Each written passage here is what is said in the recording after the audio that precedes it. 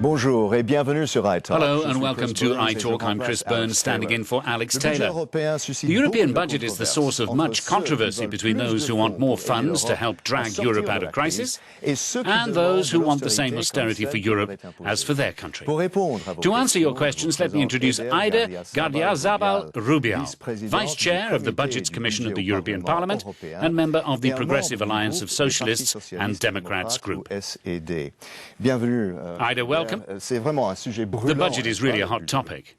Yes, absolutely. The debate is currently in full swing over the financial framework of the next 7 years, and it's really a very important issue. And it goes on for months and months. Here's our first question from a young woman in Belgium.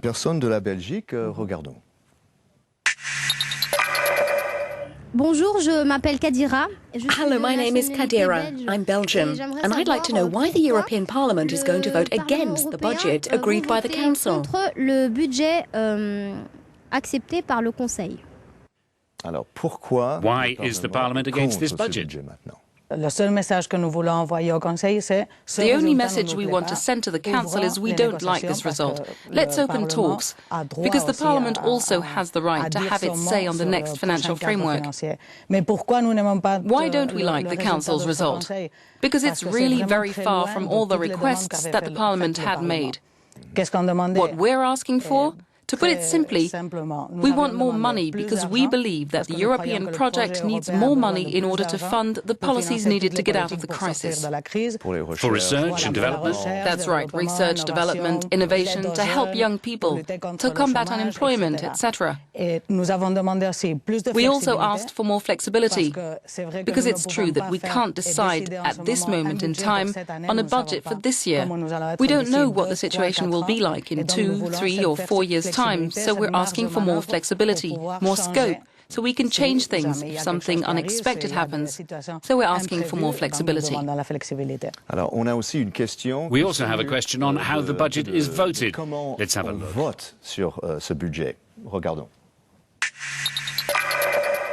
Hello, I'm Hafsa and I'm Belgian. I'd like to know, since the vote on the European budget is a secret vote, are members of the Parliament going to vote according to their own country's wishes or according to the European Parliament's wishes? So do they think in a national or in a European way? It's difficult to choose. I think we have two souls. Of course, we represent our country, but we cannot forget that we are European members of Parliament. But one thing is very clear. If the European budget is not good for Europe, in my case, that means it won't be good for Spain. You may get a better result if you compare with others, but I think that the result, if it's good for Europe, is good for all 27 countries. And according to the Parliament right now, the Council's result is not good for Europe, and therefore it can't be good for the different member states.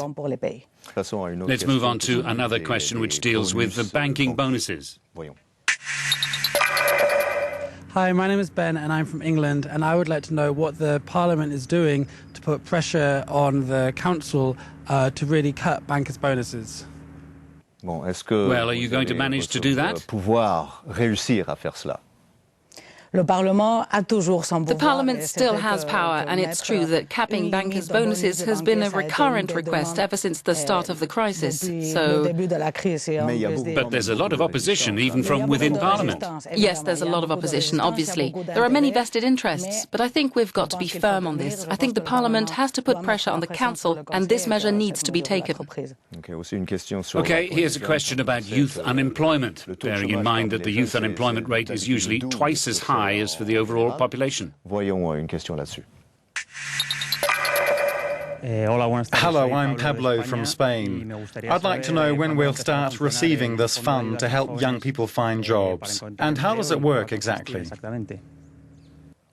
A question from Spain, your country, where I think youth unemployment is between 40 and 45%. 50%. 50%. So what should be done? It's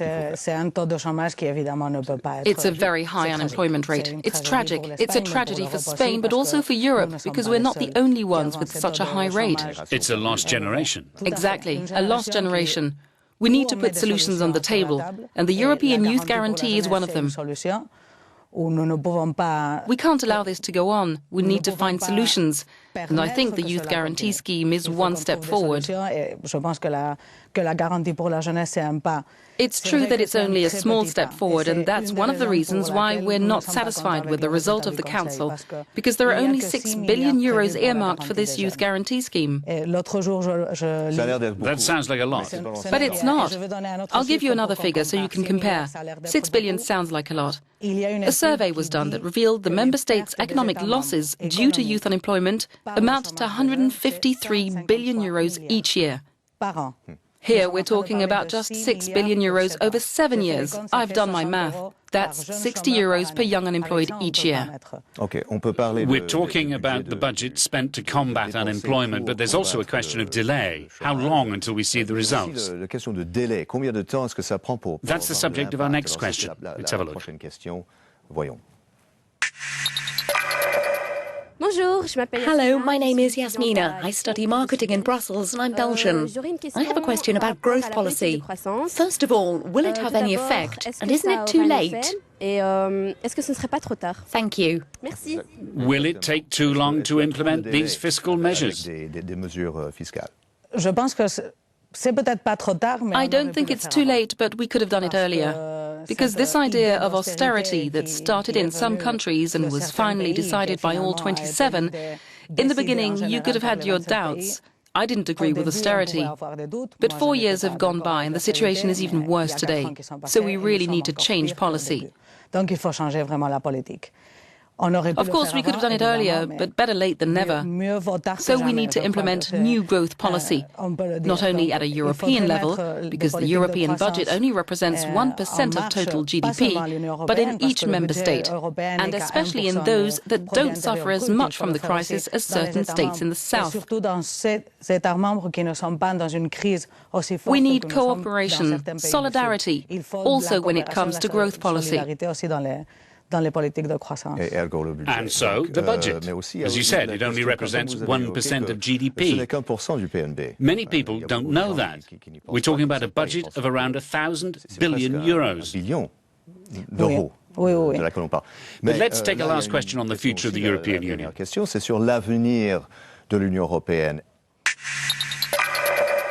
Hello, my name is Samia and I'm Belgian, and this is my question. Do you think that one day the European Union will have its own resources and will no longer depend on member states? Thank you. So the European Union has to go and see member states cap in hand and beg for money in order to be able to act. Do you think we should take this big step forward and that the European Union should be able to collect taxes directly from European citizens? Yes, we absolutely need to have our own resources. In fact, it's not a new issue. This has been discussed ever since the start of the European project, whether or not the European Union's budget should have its own resources. The problem is that at the moment, 80% of the Union's resources are made up of national contributions. That's what we fought over, and we're now seeing the results. For example, we proposed a tax on financial transactions.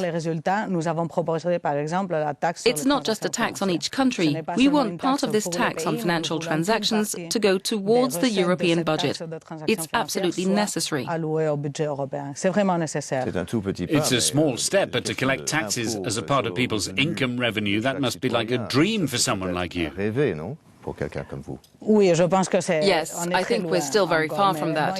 But there are taxes that don't come directly from citizens, such as taxes on financial transactions, and which are therefore very easy for us to defend, because it's a way of making those who caused the crisis pay, even if it's 5 or 6 years later. At least they'll pay for part of this crisis and will then be able to use this money for economic policies aimed mainly at helping those who are suffering from the crisis right now. Thank you, Eider, Gardiazabal, Rubial, for answering these questions that weren't always easy, and thank you for being with us on this edition of iTalk. I'm Chris Burns. Have a good week, and see you soon.